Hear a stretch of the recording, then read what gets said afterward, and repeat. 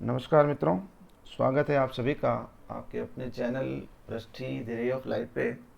आज काफ़ी समय बाद आप लोगों के सामने हाजिर हूँ एक बहुत ही बेहतरीन जानकारी लेकर के। जैसा कि आप थंबनेल से देख पा रहे होंगे, renewable energy scenario in India. आज हम लोग बात करेंगे कि हिंदुस्तान के अंदर जो रिन्यूएबल एनर्जी सेक्टर है उसको लेकर के अभी वर्तमान में क्या स्थिति है, कितना पोटेंशियल है, कितना हम अचीव कर पाए हैं और वास्तव में जनरेशन कितना हो रहा है। इन सभी बातों को लेकर के चर्चा करेंगे और बहुत ही नवीनतम आंकड़ों के साथ विथ एनालिसिस आपके सामने ये क्लास आएगी। तो इसको अंत तक देखिएगा और आप भी एनालाइज करिएगा, क्योंकि डेटा का एनालिसिस करना अपने आप में एक बहुत बड़ी बात है। ठीक है ना। तो आइए शुरुआत करते हैं। सबसे पहले तो मैं आपको बता दूं कि जो रिन्यूएबल एनर्जी आप सभी लोग जानते हैं, इसको डिफाइन करने की आवश्यकता नहीं है। वे सभी सोर्स जो रिन्यूएबल है, जिनको हम रिन्यू कर सकते हैं, अक्षय ऊर्जा स्रोत जिन्हें हम कहते हैं, जिनका कभी क्षय नहीं होता है ना। एग्जाम्पल के तौर पे हम देखें तो सोलर है, विंड है, बायोमास है, जियोथर्मल है। ओशियन एनर्जी के केस में देखें तो वेव एनर्जी है, टाइडल एनर्जी है, ओशियन थर्मल का केस है। बहुत सारे एनर्जी सोर्सेस हैं। ठीक है। तो renewable energy scenario in India की अगर हम बात करें तो सबसे पहले हम देखेंगे कि जो सर्वे के आंकड़े हैं हमारे देश के अंदर, देश के विभिन्न कोनों में, विभिन्न राज्यों में, विभिन्न डिस्ट्रिक्ट्स के अंदर रिन्यूएबल एनर्जी का डिफरेंट रिन्यूएबल एनर्जी का पोटेंशियल कितना है।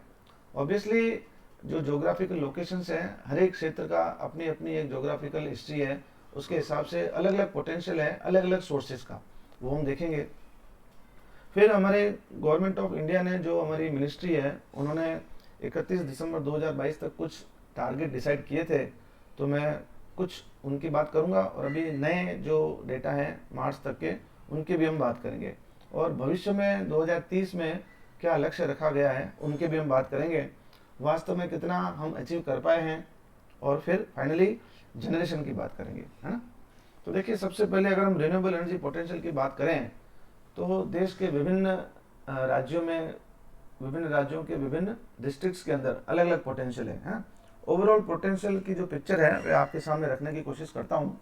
देखिए, सोलर पावर पोटेंशियल जो है वो 750 गीगावाट, यानी कि 7,50,000 मेगावाट अगर आप कन्वर्ट करेंगे तो हो जाएगा। ये पोटेंशियल है देश के विभिन्न कोनों में। इसी प्रकार विंड के केस में भी सर्वे किया गया है ना। तो वहाँ पर अलग अलग हाइट के ऊपर अलग अलग सर्वे होता है। 100 मीटर की हाइट के ऊपर ये पोटेंशियल है 302.25 गीगावाट, और 120 मीटर की हाइट के ऊपर ये है 695.50 गीगावाट।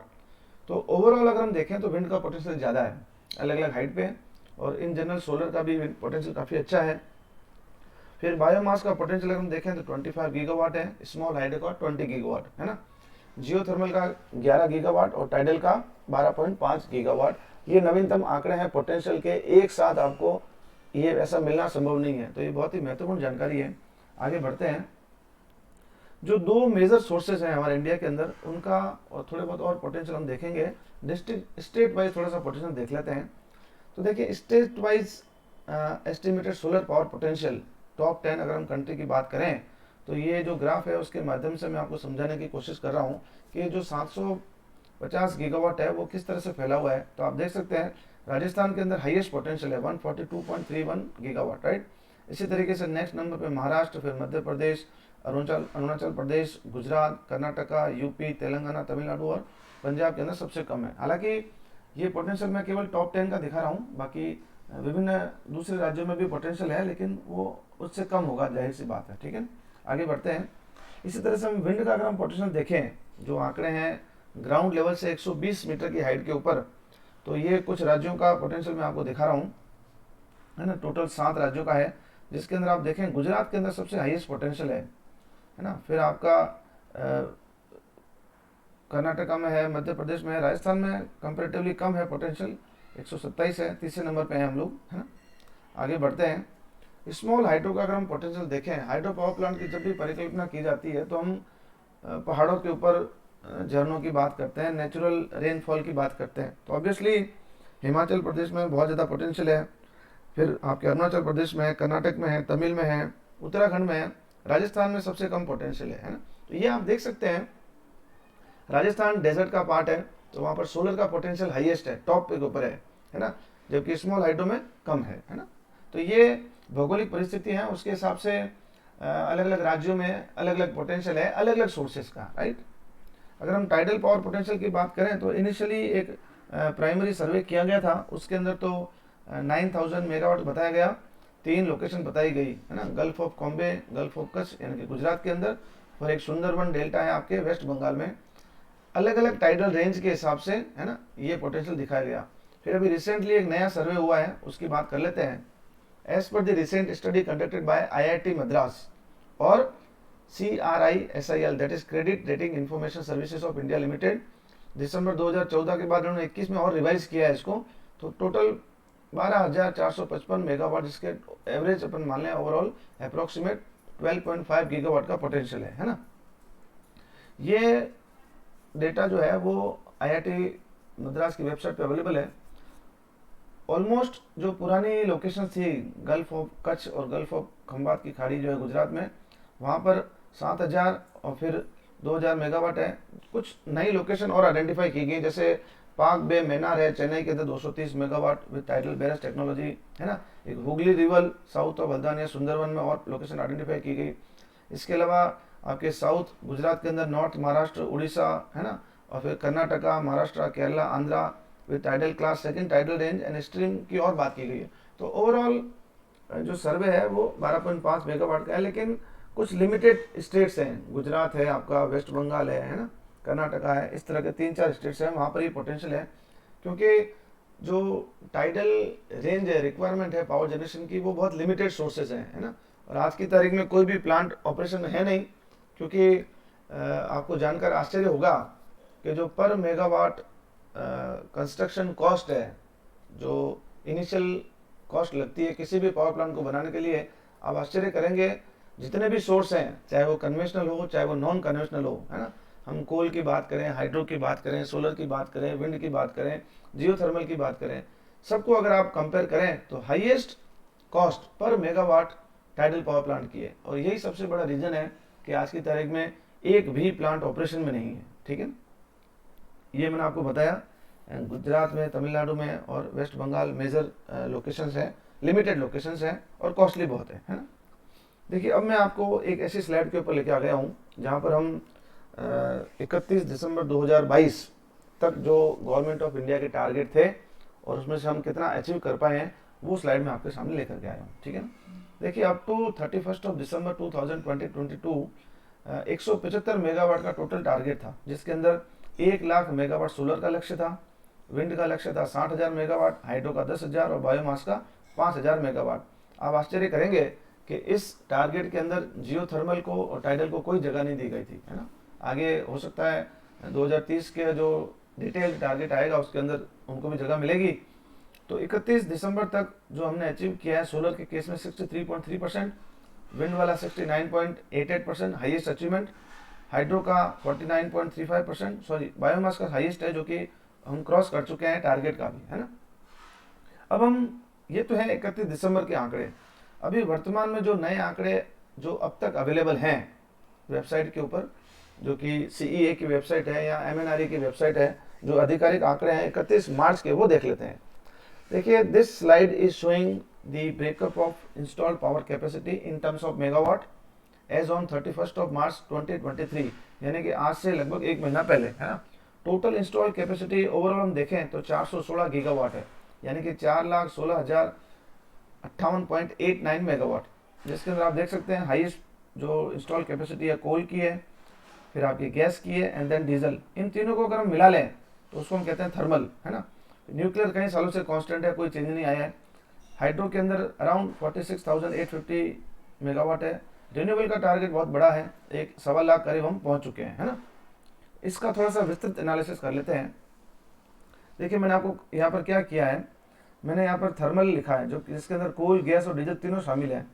तो जो टोटल है हमारा 4,16,058.89 मेगावाट, उसके अंदर 2,37,268.91 मेगावाट तो है थर्मल का है ना, जो कि परसेंटेज है 57% अराउंड है ना। न्यूक्लियर का बहुत कम परसेंटेज है 1.63, हाइड्रो का है 11.26%। रिन्यूएबल का जो अचीवमेंट है वो हम 30% तक पहुंच चुके हैं। और यहाँ पर मैंने लिखा है स्पेशली 2002 के अंदर ये आंकड़ा केवल 3% था और आज लगभग 21 सालों के बाद में हम लोग 10 गुना रिन्यूएबल के सेक्टर में बढ़े हैं। और ये जो पहले टारगेट था 57, ये करीब करीब 70 के आंकड़ा छू रहा था, जो कि अब कम हो चुका है ना। ये दर्शाता है कि now we are shifting from conventional sources to the non conventional, right. आगे बढ़ते हैं। अब अगर हम हमारे आज़ादी के समय का आंकड़ा देखें और आज का आंकड़ा देखें इंस्टॉल्ड पावर कैपेसिटी का, तो ये चौंकाने वाले आंकड़े हैं। इन 1947 हमारा जो इंस्टॉल्ड कैपेसिटी थी हमारे देश की, वो थी मात्र 1362 मेगावाट, है ना, जो कि आज की तारीख में 31 मार्च तक अगर हम देखें तो 4,16,058.89 मेगावाट यूज इंक्रीमेंट, राइट। अब हम जो रिन्यूएबल एनर्जी सोर्सेस हैं, क्योंकि उसी का ही हमारे को सीन डिटेल में देखना है, जो नवीनतम आंकड़े हैं 31 मार्च के, जो 1.25 लाख मेगावाट करीब करीब हमारे को अचीवमेंट हुआ है टोटल 4,16,000 में से। इसका विस्तृत एनालिसिस एक बार मैं आपको बता देता हूँ, इसको समझिएगा आप लोग। देखिए सोलर का जो अचीवमेंट है वो 53.3% है इसके रेस्पेक्ट में, क्योंकि 66,780 हम पहुँच चुके हैं। विंड का 42,633.13 है। ये पीछे वाला मैंने एनालिसिस नहीं किया है, क्योंकि मेजर जो कंट्रीब्यूटर है वो ये है। इसका जो फर्स्ट परसेंटेज है वो है 125,159.81 के रेस्पेक्ट में, और ये जो है 16%, ये ओवरऑल के रेस्पेक्ट में है, 4,16,000 के रेस्पेक्ट में, है ना। तो आप देख सकते हैं ओवरऑल इंस्टॉल्ड कैपेसिटी के अंदर सोलर का योगदान करीब करीब 16% है और विंड का है 10%। ये आधिकारिक आंकड़े हैं जो दोनों वेबसाइट मैंने लिख दी है, CEA that is central electricity authority of India, और दूसरा है MNRE that is ministry of new and renewable energy sources, right. आगे बढ़ते हैं, कुछ और रोचक जानकारी मैं आपको देता हूं। अगर हम इंस्टॉल्ड कैपेसिटी की बात करें तो टॉप 3 स्टेट्स की हम बात करें इंडिया में, अभी वर्तमान के जो आंकड़े हैं, तो राजस्थान सबसे टॉप के ऊपर है, करीब करीब 17,000 मेगावाट सोलर का इंस्टॉल हो चुका है। टोटल रिन्यूएबल राजस्थान में 22,000 करीब है, उसमें 17,000 केवल सोलर का है। गुजरात का आंकड़ा 9,000 के आसपास है, कर्नाटका का 8,000 के आसपास है ना। विंड के अंदर देखें तो गुजरात टॉप के ऊपर है, करीब करीब 10,000 मेगावाट आ चुका है। कर्नाटक में 5,000, राजस्थान में भी लगभग 5,000 मेगावाट है ना। तो ये तीनों ही स्टेट हैं आपस में सोलर और विंड के अंदर आगे पीछे चल रहे हैं, ठीक है ना। अब ये जो आंकड़े हैं, ये मैं आपको बहुत ही बेहतरीन चीज बता रहा हूं, अब तक के यूट्यूब के इतिहास में ये किसी ने नहीं बताया है ना। इंस्टॉल्ड कैपेसिटी का कितना अचीव हुआ है वो एनालिसिस हमने कर लिया। अब पोटेंशियल का कितना अचीवमेंट हुआ है वो देखना चाहते हैं, ठीक है ना। तो ये देखिए आप, हमने कहा कि 750 गीगावाट पोटेंशियल है सोलर का, यानी कि 7,50,000 मेगावाट, है ना। फिर विंड पावर का हमने 100 मीटर हाइट के ऊपर अलग देखा और 120 मीटर हाइट के ऊपर अलग देखा। अगर हम दोनों को जोड़ते हैं तो लगभग 10 लाख मेगावाट विंड का टारगेट, विंड का पोटेंशियल है देश के अंदर, है ना। तो अब इसका अचीवमेंट कितना हुआ है, अभी 31 मार्च तक हम लोग सोलर का जो इंस्टॉल्ड कैपेसिटी है वो है 66,780 मेगावाट, है ना, जबकि विंड का है 42,000 के आसपास। तो अचीवमेंट अगर हम देखें पोटेंशियल के रेस्पेक्ट में, है ना, तो सोलर का मात्र 9% है, जबकि विंड का केवल और केवल 4% अचीवमेंट हुआ है। हालांकि पोटेंशियल विंड का ज़्यादा है लेकिन अचीवमेंट बहुत कम है। तो बहुत अभी स्कोप है विद रिस्पेक्ट टू पोटेंशियल, बहुत अभी ज़रूरत है काम करने की, है ना। थोड़ा सा और आगे लिए चलता हूँ मैं आपको। यहाँ पर मैंने लिखा है to what extend the RE यानी कि renewable energy sources contributed in terms of energy generation. अभी तक जो हमने आंकड़े देखे वो केवल और केवल इंस्टॉल्ड कैपेसिटी के रेस्पेक्ट में देखे और पोटेंशियल के रेस्पेक्ट में देखे। अब हम जनरेशन देखना चाहते हैं वास्तव में, है ना, क्योंकि आप जानते हैं जितने भी रिन्यूएबल एनर्जी सोर्सेज हैं, although all are green, eco friendly, environmental friendly, does not creating any damage to the environment, किसी तरह का कोई पॉल्यूशन नहीं, सब बातें बहुत बढ़िया हैं। परंतु अगर हम जनरेशन की बात करें तो आप जानते हैं कि source is variable in nature, intermediate, inconsistent, है ना, प्रिडिक्टेबिलिटी भी बहुत कम है, यानी कि नगण्य है टाइडल को छोड़ दें तो। उन सब बातों को ध्यान में रखते हुए यहाँ पर मैंने लिखा है कि जो 31 मार्च के आंकड़े हैं इंस्टॉल कैपेसिटी के, हम लोगों ने रिन्यूएबल का जो इंस्टॉल कैपेसिटी है उसका शेयर है 30% अचीव कर लिया है ना। लेकिन जो जनरेशन है वो मात्र 11 से 12% ही है। अब आप ताजुब करेंगे कि ये ऐसा क्यों हुआ, तो उसका रीजन मैं आपको बता देता हूँ कि जो कन्वेंशनल पावर प्लांट्स है, अगर हम थर्मल की बात करते हैं तो they operate at a higher plant load factor around 85%, है ना, जबकि जो रिन्यूएबल एनर्जी सोर्सेज हैं मेजर 2, उसमें सोलर का अगर आप यूटिलाइजेशन फैक्टर देखें तो मात्र 19% है, जबकि विंड का केवल और केवल 27% है ना। अब ये जो हमने थ्योरेटिकल कॉन्सेप्ट देखा है प्लांट यूटिलाइजेशन फैक्टर का, इसको भी आंकड़ों की रेस्पेक्ट में हम देख लेते हैं, जो जनरेशन के आंकड़े हैं उसके रेस्पेक्ट में। ये देखिए, अभी जो आधिकारिक आंकड़े हैं वेबसाइट पे वो मार्च के अवेलेबल नहीं है जनरेशन के, ठीक है ना। तो फरवरी के आंकड़े हैं, ये जनरेशन फ्रॉम ऑल सोर्सेस, फरवरी 2023 के आंकड़े मैं आपको बता रहा हूं। अब देखिए, सबसे पहले तो एक चीज क्लियर कर लें, ये है कन्वेंशनल जनरेशन के आंकड़े और ये है रिन्यूएबल के। ये है बिलियन यूनिट्स और ये है मिलियन यूनिट्स, यानी कि 1000 का फर्क है, बिलियन ज्यादा होता है, ठीक है ना। थर्मल का लगभग 100 बिलियन है, न्यूक्लियर का 4 के आसपास, हाइड्रो का 3 के आसपास, और थोड़ा बहुत इंपोर्ट भी होता है ना। जबकि आप यहाँ पर देखें, ये है मिलियन यूनिट के अंदर, है ना, 1000 का फर्क है। विंड का आंकड़ा है करीब करीब, अगर आप इसको बिलियन यूनिट में कन्वर्ट करेंगे तो 0.3, इसका है 0.9, है ना। तो टोटल जो रिन्यूएबल जनरेशन है वो है आपका, अगर आप इसको 1000 से डिवाइड करेंगे तो 15 पॉइंट यानी कि 16 मान लें, 16 बिलियन यूनिट मात्र जनरेशन, सभी को मिला दे तो, है ना। और यहाँ पर आप जनरेशन देखें मोर देन 100 बिलियन यूनिट है, तो कहाँ ये 16 और कहाँ ये मोर, है ना। तो आप देख सकते हैं मेजर जो जनरेशन है अराउंड 80 to 90% वो कन्वेंशनल का है ना, जबकि रिन्यूएबल का जनरेशन बहुत कम है ओवरऑल जनरेशन में, है ना। तो ये आंकड़े हमको दिखाते हैं कि जो प्लांट का लोड फैक्टर वो कितना इफेक्ट करता है जनरेशन को, है ना।